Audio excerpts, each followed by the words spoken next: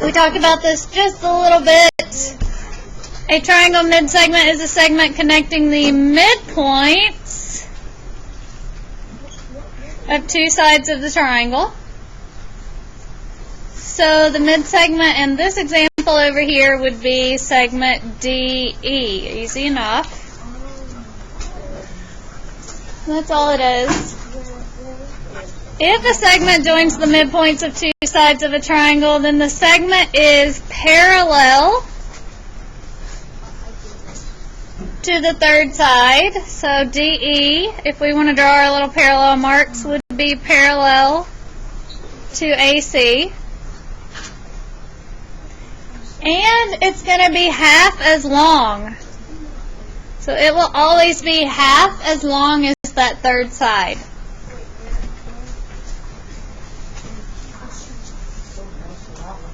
Alright, so using this diagram, if DE is a midsegment, then we would write DE is parallel to AC. And we could also write DE equals half of AC. You can write AC over 2 if you want. Whatever works best for you. What's up?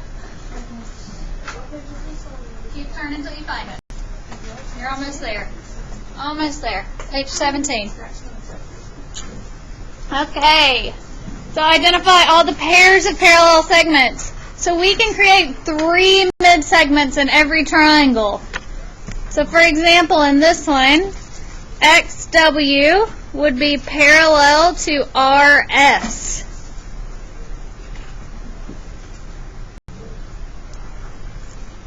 XY would be parallel to what? QS. Good job. And our last one, WY, would be parallel to QR. Yay, good. The midsegments aren't bad. Alright, let's throw some numbers in there. Okay, we have this triangle. We're always going to label it to help our brain keep it all straight. So I like to do this. PR, that whole thing is 46.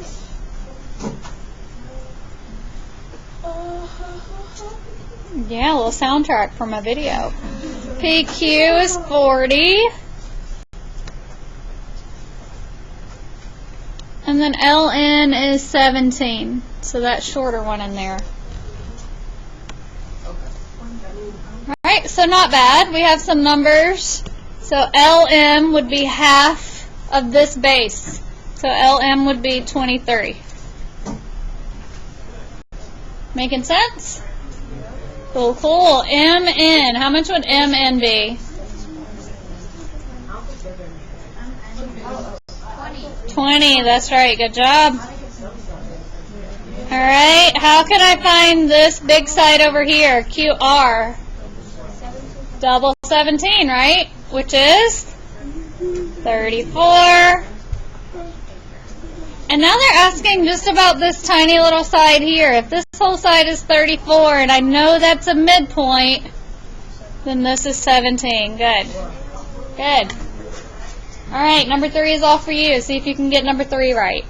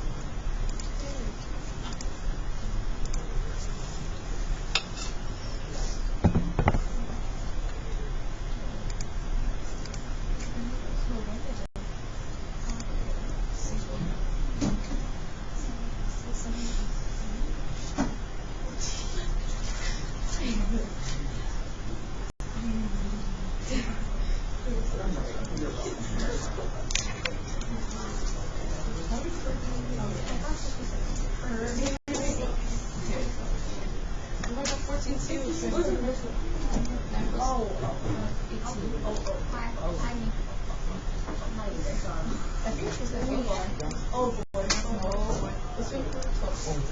right, you got those first three. Anyone have the perimeters yet?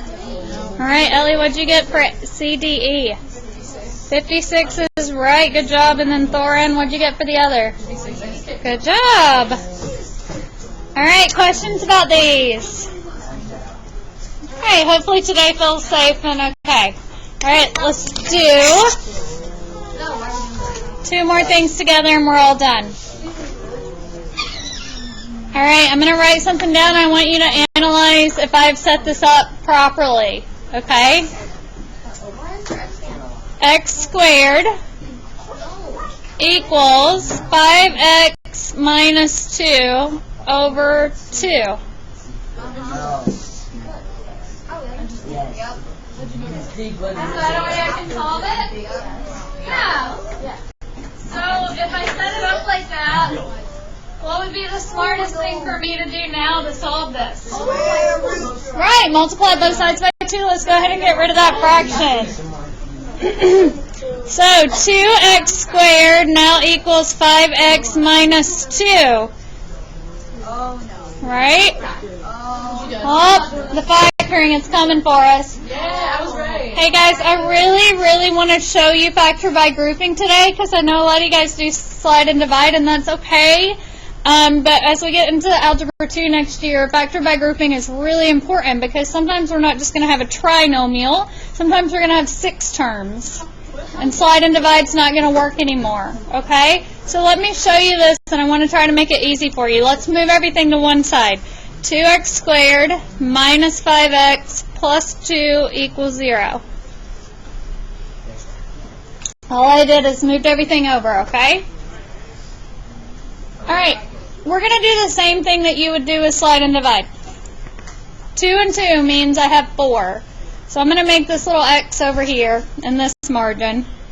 I need the factors of 4, so I took a and c, that would add together to give me a negative 5. So this is where we add, this is the multiplication part. So what are the factors? Negative 4 and 1. There we go. So negative 1 and negative 4 are the 2 factors. So here's what we do next. This is a combination of like terms. That's what these things are that we are finding, is what was combined in the middle when they multiplied these binomials. What was combined? So we just rewrite this. 2x squared is what it is, minus 4x minus x. All I did is I rewrote negative 5x is what it used to be. That's the whole point of this. Plus 2 equals 0. Now watch. When we factor by grouping, I just divide this in half. And I look for the greatest common factor between these two. What would that be? 2 and? Right, so I'm going to pull out a 2x, and let's determine what would be left on the inside if I pulled out a 2x. X and 2. Right, x minus 2, correct? Over here, the only thing they have in common is a 1, but because there's a negative there, I'm going to go ahead and pull out negative 1 to get rid of that. What would be left on the inside? X minus 2. Now notice, that's why we do factor by grouping, is we will get a common factor of x minus 2 on both sides. So that means x minus 2 is one factor, and then whatever is left is the other one, 2x minus 1. And I'm done. I've factored it.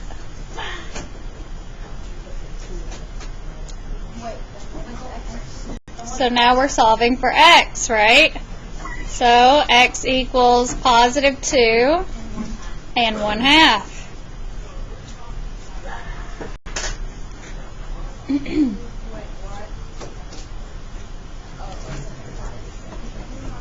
We'll do more practice with factor by grouping before you guys move on, but that was a really good one to practice with. All right, last thing we're doing together. Oh, and I would just make this note to myself if I were you.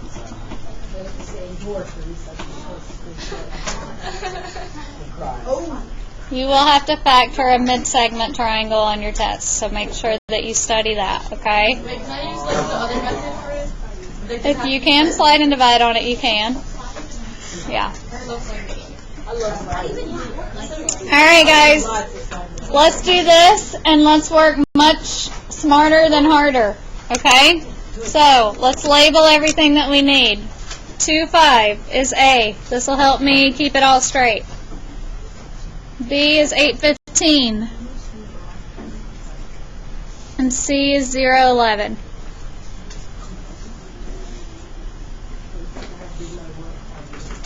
Find the midpoint of AB and label it E. So I'm going to go ahead and write an E right here.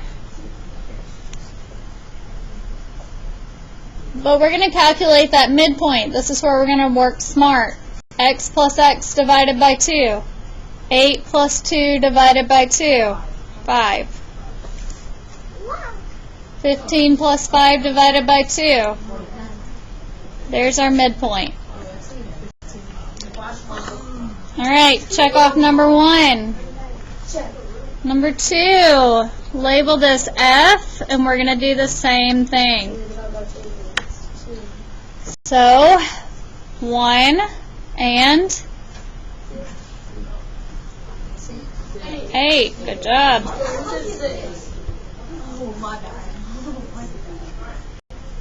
Number 3 says, draw your mid-segment. You should be able to draw it now.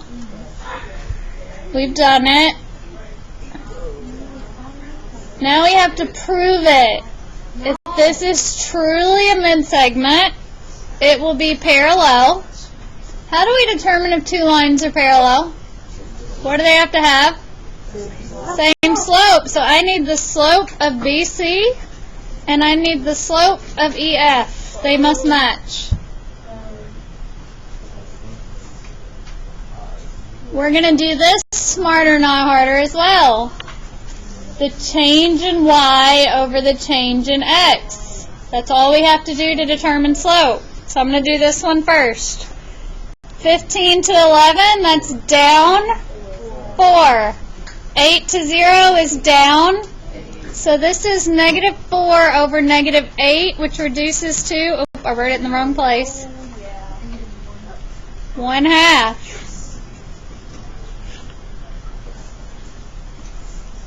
Now let's do EF. Change in y down to change in x. Right, so down 2, down 4, what is it? 1/2. Look at us. They're parallel.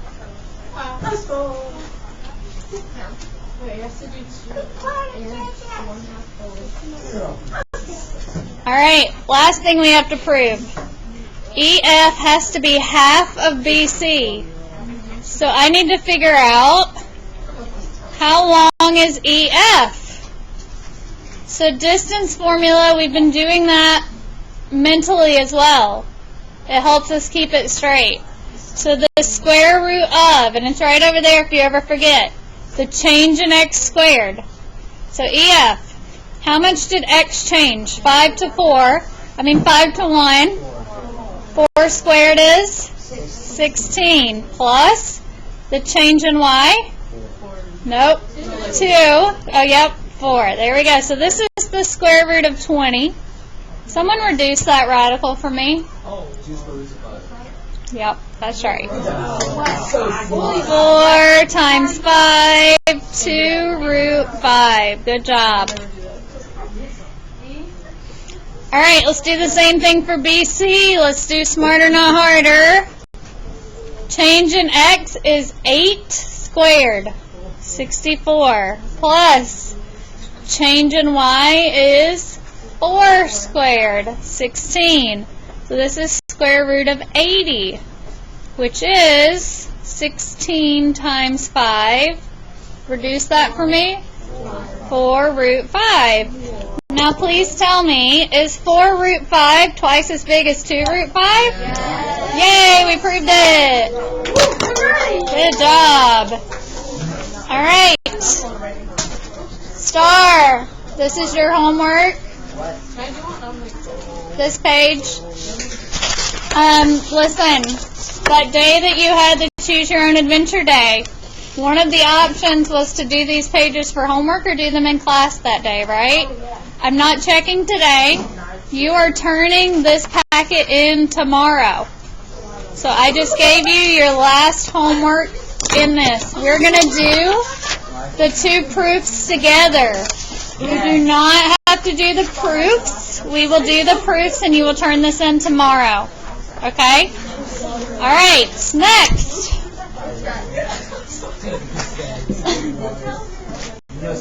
I'm going to give you guys a formative. This is going to count as a grade, but you get to use whatever you want, even work together on it. 1, 2, and 3. Are you guys listening? Number 1, 2, and 3 are really brain stumpers.